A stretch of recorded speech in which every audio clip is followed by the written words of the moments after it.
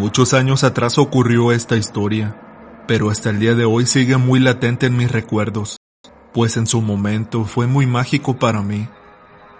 Pienso que si lo hubiera visto a la edad que tengo ahora, lo más probable es que hubiera muerto de miedo. Pero cuando era niña mi mente no tuvo ese temor. La inocencia puede ser satisfactoria cuando en tu mente no existen corrupciones. Aún lo recuerdo como si hubiera y tengo la certeza de que fue real, pues incluso con esa edad podía diferenciar entre lo real y lo que no lo es. Me considero una persona inteligente, pues desde muy pequeña me di cuenta de que la ciencia no puede explicar, pero que sin embargo están ahí. Tenía 11 años cuando sucedió, y viví en la colonia Lomas Verdes de la Ciudad de México en casa de mis abuelos. Muy cerca de mi casa había un parque algo grande que tenía unos viejos columpios de madera, junto con una resbaladilla. Era un área verde muy hermosa, y que todos en la colonia respetaban y cuidaban. En este parque había un árbol muy viejo y grande con un tronco muy ancho, unas ramas color marrón oscuro, bastante retorcidas, y unas hojas grandes y de un color verde fuerte. Me encantaba mucho ir a este parque después de la escuela, cuando mis papás trabajaban y mi abuelo me cuidaba, pero me permitía ir al parque siempre y cuando regresara en un par de horas cuanto mucho. Me quedaba a 2 cuadras de mi casa, y en ese entonces no había mucha inseguridad, así que no había ningún problema. Una vez que llegaba al parque, me gustaba ir a este árbol y escalarlo para sentarme en una de sus gruesas ramas, que se inclinaban quedando horizontalmente. En esta rama había atados un par de cuerdas que colgaban hacia abajo, pero que estaban rotas. Por la forma en la que estaban amarradas, supuse que en algún momento hubo ahí un columpio improvisado creado con una tabla de madera y un par de cuerdas, aunque jamás vi ese columpio. Así que en una ocasión le pedí a mi abuelo que me ayudara a hacer un columpio nuevo con otra tabla de madera y usando unas sogas nuevas que lo sostuvieran.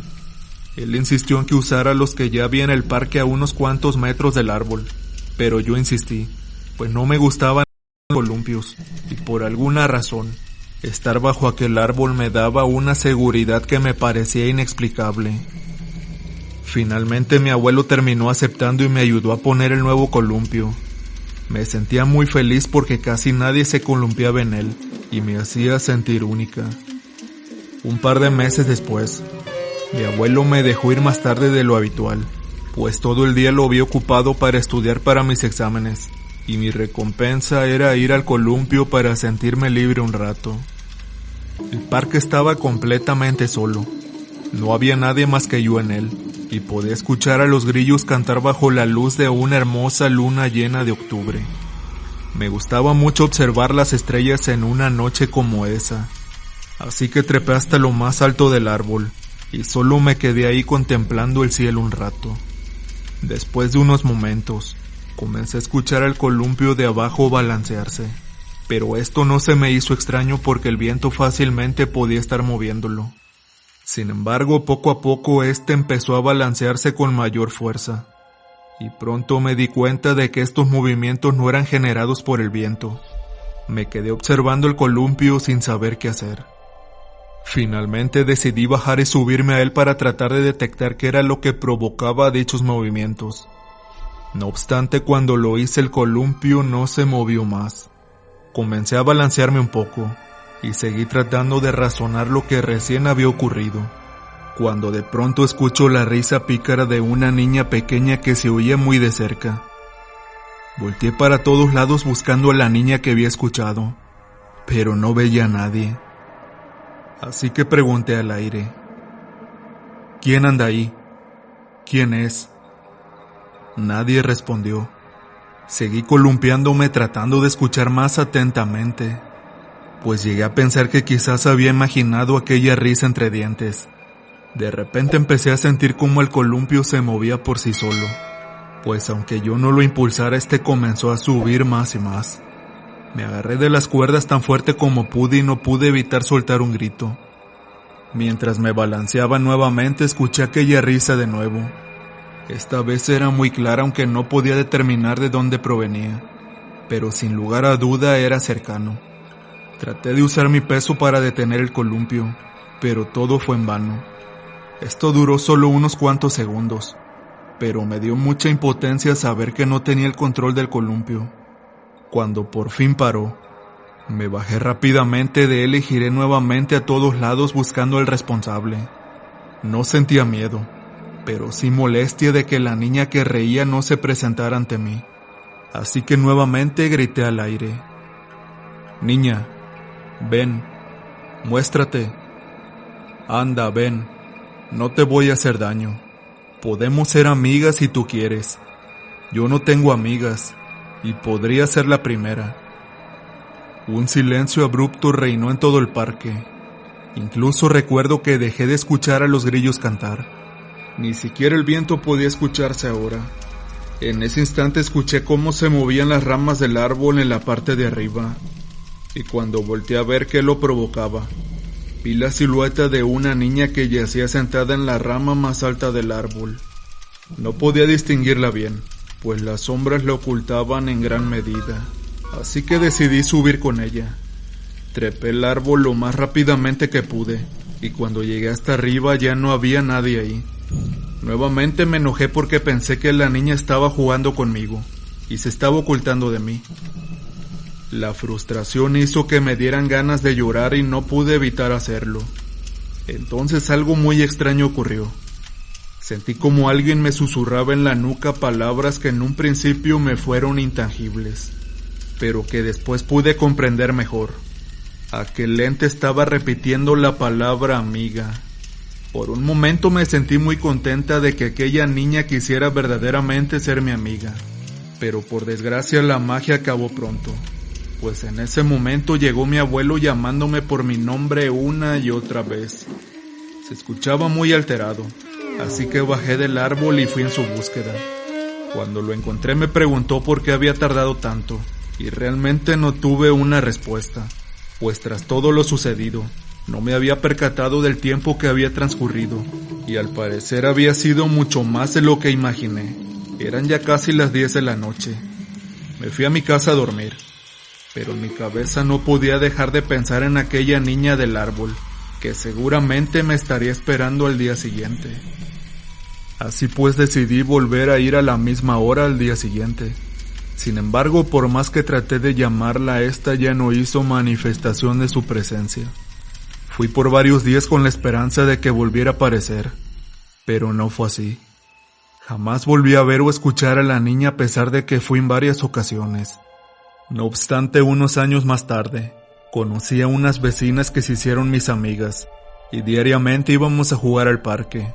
Fue entonces que una de ellas me contó que al igual que yo, ella había escuchado una vez a la niña del árbol, y su hermana contó que en otra ocasión, ella también la vio. No podía ser coincidencia que todas la hayamos visto y escuchado en el mismo lugar. Tiempo después conocí a otros vecinos que se hicieron amigos de mis padres. Eran una pareja de edad avanzada que eran muy amables, y nos contaron que ellos llevaban viviendo en esa colonia por más de 50 años. Así que decidí preguntarles si alguna vez habían escuchado o visto a una niña en el árbol del parque, y su respuesta me sorprendió mucho, pues explicaba en gran medida todo. Resulta ser que mucho tiempo atrás, un padre y una madre que vivían en el vecindario estaban por divorciarse. Discutían a diario. Tenían una hija pequeña de solo 8 años de edad, y ella, tratando de escapar a la situación de su casa, se iba al parque para no escuchar a sus padres discutir. Gustaba de trepar al árbol hasta la rama más alta, y ahí fue donde un día ocurrió la tragedia. La niña había salido corriendo de su casa llorando, después de ver a su papá agrediendo a su mamá, y estaba especialmente alterada. Así que cuando se subió al árbol, tropezó y cayó de él rompiéndose el cuello. La niña falleció en aquel instante. Toda esta historia le dio cierto sentido a lo que me sucedió, y pronto me di cuenta de que no había sido la única en vivir algo como eso.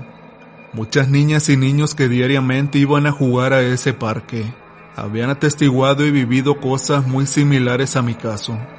Como ya lo dije, hasta el día de hoy el recuerdo está muy latente en mí, y me hizo preguntarme muchas veces si aquella niña sabría que ya no es de este mundo.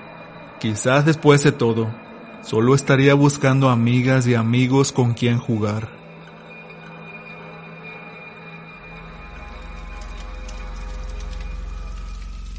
Las experiencias paranormales son muchas veces descritas como algo aterrador y no se equivocan. Sin embargo, la mayoría de la gente espera ver un fantasma o observar cómo algo levita por sí mismo. Pero yo pienso que la incertidumbre y el suspenso sin alivio es mucho más terrorífico que ver algún ente. Por lo menos de esta forma sabes a qué te enfrentas. En mi caso no fue así. La experiencia que les contaré me dejó marcada y por mucho tiempo. La recordé como lo más terrorífico de mi vida.